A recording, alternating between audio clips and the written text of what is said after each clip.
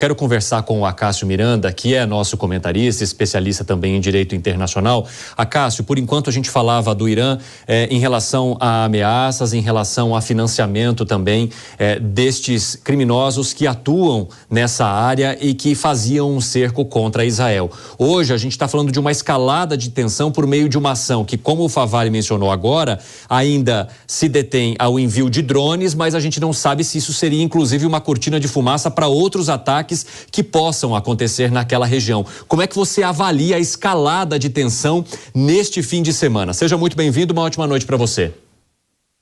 Boa noite, Evandro. Prazer falar com você e com a nossa audiência.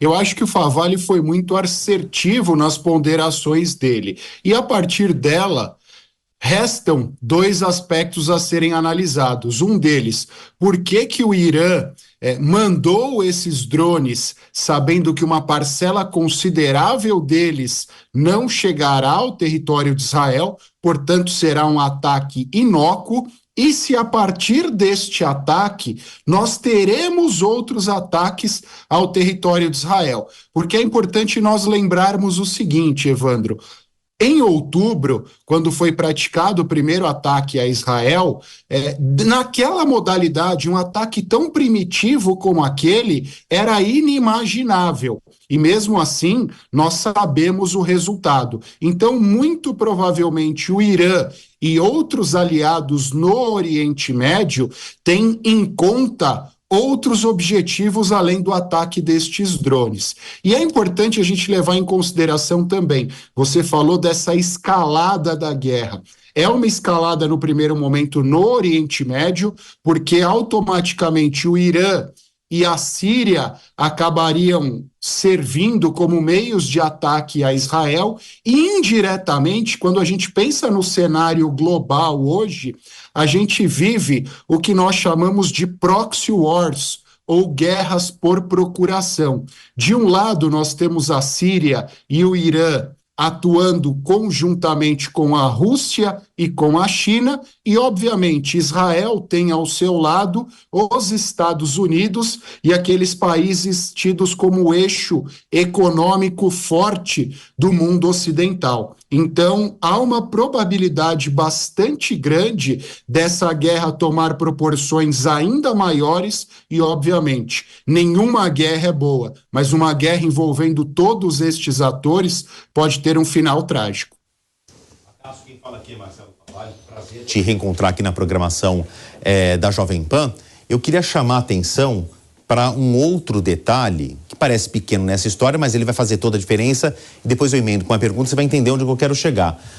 Ao largo deste final de semana, que a gente tem visto aí essa escalada de violência, essa escalada da tensão de guerra, ataques aéreos por drones, mais cedo houve aqui um incidente, eu vou usar um eufemismo aqui para diminuir as coisas, no Estreito de Hormuz, que fica no sul do Irã, mas é uma importantíssima passagem comercial. Passam aqui por hora, né? Pelo menos um grande cargueiro que abastece a marinha mercante do mundo inteiro. E o que houve nesse sábado, madrugada ainda de sexta para sábado, no nosso horário aqui na capital Brasília? Houve a interceptação do Irã de um cargueiro. Ele foi apreendido. A justificativa do Irã é que este cargueiro, embora não tenha bandeira israelense, tem negócios em Israel, ou tem alguma conexão com Israel. Foi o ponto suficiente, o elo, que o Irã achou para interceptar e apreender um cargueiro. A gente já tem, por conta desse ataque aéreo, a interrupção ou uma bagunça no trânsito internacional de passagens aéreas, né, de viajantes aéreos, e agora a gente tem também um impacto na marinha mercante. Política e economia são grandezas que sempre andaram de mãos dadas. A gente já vai começar a semana aí com impactos em cadeias globais de abastecimento. Você acredita que, pelo menos essas são as minhas apostas, Acácio, que a gente vai ter de ver respostas políticas porque o comércio e as bolsas certamente serão afetados? Favalli, boa noite, prazer revê-lo. É importante a gente ressaltar alguns aspectos. Primeiro, é um navio de bandeira portuguesa, você bem ressaltou, é um navio privado, foi feita a apreensão pelo Irã.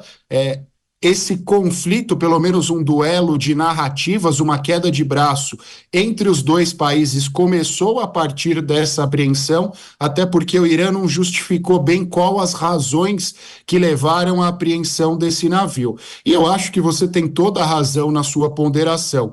Primeiro porque, quando a gente olha para o mês de outubro do ano passado, quando nós tivemos a primeira etapa deste conflito, vários setores da economia foram afetados, direta ou indiretamente, especialmente os aspectos relacionados à logística. Você bem disse, já há um caos na logística aérea e também haverá um caos em termos marítimos por conta da importância daquela região.